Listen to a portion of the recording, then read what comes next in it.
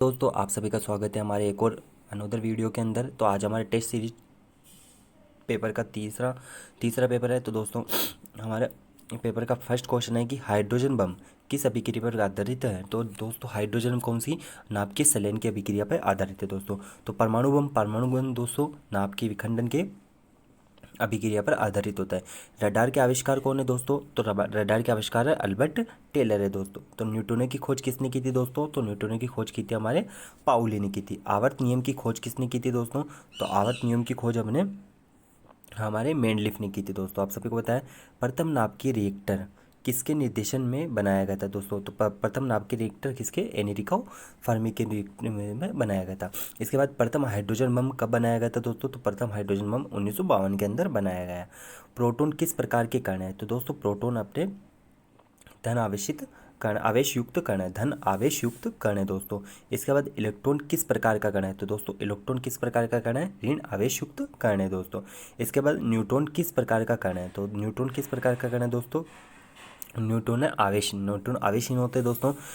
हमें पता है कि प्रोटॉन पे P+ होता है और इलेक्ट्रॉन पे दोस्तों E- लिखा हुआ होता है। इसके बाद न्यूट्रॉन पे कुछ भी लिखा हुआ नहीं होता है दोस्तों। तो इससे भी आप समझ सकते हो कि आवेश आवेश क्या होता है। इसके बाद परमाणु बम का आविष्कार किसने किया था। तो दोस्तों परमाणु बम का आविष्कार हमारे ऑटो हॉर्न ने किया था। इसके बाद प्रथम परमाणु बम कब बनाया था दोस्तों।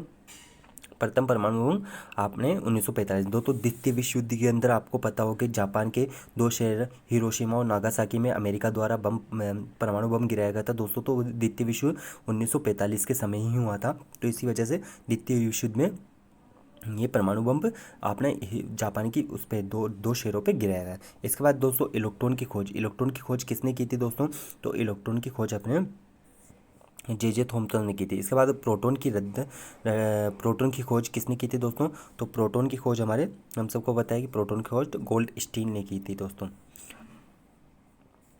इसके बाद न्यूट्रॉन की खोज किसने की थी दोस्तों। तो न्यूट्रॉन की खोज आपने जेम्स जेडविग ने की थी। इसके बाद पोलियो के टीका का खोज किसने की थी दोस्तों। तो पोलियो के टीके की खोज जॉन ई साल्क ने की थी दोस्तों। इसके बाद डायनामाइट के आविष्कार कौन है। तो डायनामाइट के आविष्कार कौन है दोस्तों, अल्फ्रेड नोबेल है। इनके नाम पे नोबेल पुरस्कार भी दिया जाता है दोस्तों वो भौतिकी के अंदर।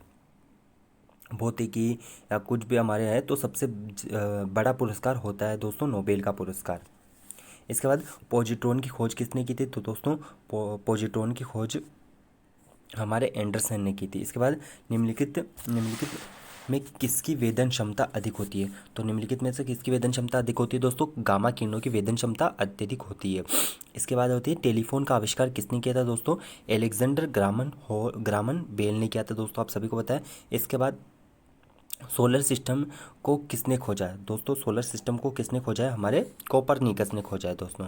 इसके बाद नाभ के विखंडन में ट्रिगर क्या है, ट्रिगर क्या होता है दोस्तों। तो नाभ के विखंडन में ट्रिगर होता है न्यूट्रॉन होता है दोस्तों। इसके बाद क्वांटम सिद्धांत किसने दिया था दोस्तों, क्वांटम सिद्धांत हमने मैक्स प्लांक ने दिया था। इसके बाद हम जानते हैं कि भाई रेडियो धर्मिता का आविष्कार कौन है दोस्तों। तो रेडियो धर्मिता के आविष्कार है हेनरी बेकुरल। प्रसिद्ध बिग बैंग थ्योरी किस मुख्य सिद्धांत पर आधारित है। तो दोस्तों प्रसिद्ध बिग बैंग थ्योरी हमारे डोपलर प्रभाव पर आधारित है। इसके बाद इनमें से कौन सा सूक्ष्म तत्व है दोस्तों। तो इनमें से जो लिखे हुए हैं इनमें सबसे सूक्ष्म तत्व कौन सा होता है दोस्तों। तो इनमें सबसे सूक्ष्म होता है हाइड्रोजन है। इसके बाद भारत का प्रथम परमाणु रिएक्टर किस नाम से जाना जाता है। तो दोस्तों आपको पता है परमाणु रिएक्टर हमारे अप्सरा के नाम से जाना जाता है। इसके बाद इलेक्ट्रॉन के आवेश का निर्धारण किसने किया था दोस्तों। तो इलेक्ट्रॉन के आवेश का निर्धारण हमारे डी मिलिकॉन ने किया था दोस्तों। इसके बाद परमाणु में अवस्थित सबसे हल्का कण कौन सा है। तो परमाणु में अवस्थित सबसे हल्का कण कौन सा है, इलेक्ट्रॉन है दोस्तों। इसके बाद लकड़ी की आयु ज्ञात करने के सहायक है। लकड़ी की आयु क्या है दोस्तों। तो हम सबको पता है कि लकड़ी और आदि कोई से भी सबकी आयु ज्ञात किससे होती है, कार्बन 14 से होती है दोस्तों, ये याद रखिएगा। इसके बाद पॉजिट्रॉन किसका प्रतिकर्णी एंटी पार्टिकल है दोस्तों। तो ये किसका एंटी पार्टिकल है, ये इलेक्ट्रॉन का एंटी पार्टिकल है पॉजिट्रॉन।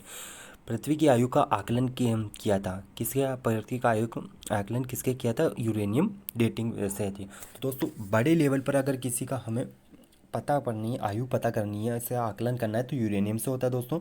और छोटे लेवल पे जिसके अंदर 1000 2000 साल या 5000 सालों या 20-25 हज़ार सालों की इनकी अगर इनको ज्ञात करना हो तो उसको कार्बन डेटिंग से विधि से ज्ञात होता है, कार्बन 14 डेटिंग की विधि से। बाकी अगर बड़े लेवल पृथ्वी या दूसरे ग्रहों की जो भी उनका आयु का आकलन किया जाता है वो यूरेनियम डेटिंग विधि से किया जाता है दोस्तों। इसके बाद 34वां जो क्वेश्चन है हमारा कि जीवाश्म की आयु का निर्धारण किसके द्वारा होता है। तो दोस्तों जीवाश्म की आयु का जो निर्धारण होता है वो रेडियो कार्बन डेटिंग विधि से होता है दोस्तों। ये हमारे ये क्वेश्चन रहेगा 33वां की गामा किरण की खोज किसने की थी दोस्तों। तो गामा किरणों की खोज हमारे बी पॉल विलार्ड ने की थी। इसके बाद पोलोनियम की क्या खोज किसने की थी दोस्तों। तो पोलोनियम की खोज हमारे सी शीले ने की थी दोस्तों। इसके बाद डायनामाइट बनाने में किस गैस का प्रयोग किया जाता है। तो दोस्तों डायनामाइट जो बम आते हैं वो बनाने में कौन सी गैस का प्रयोग किया जाता है, वो नाइट्रोग्लिसरीन का प्रयोग किया जाता है।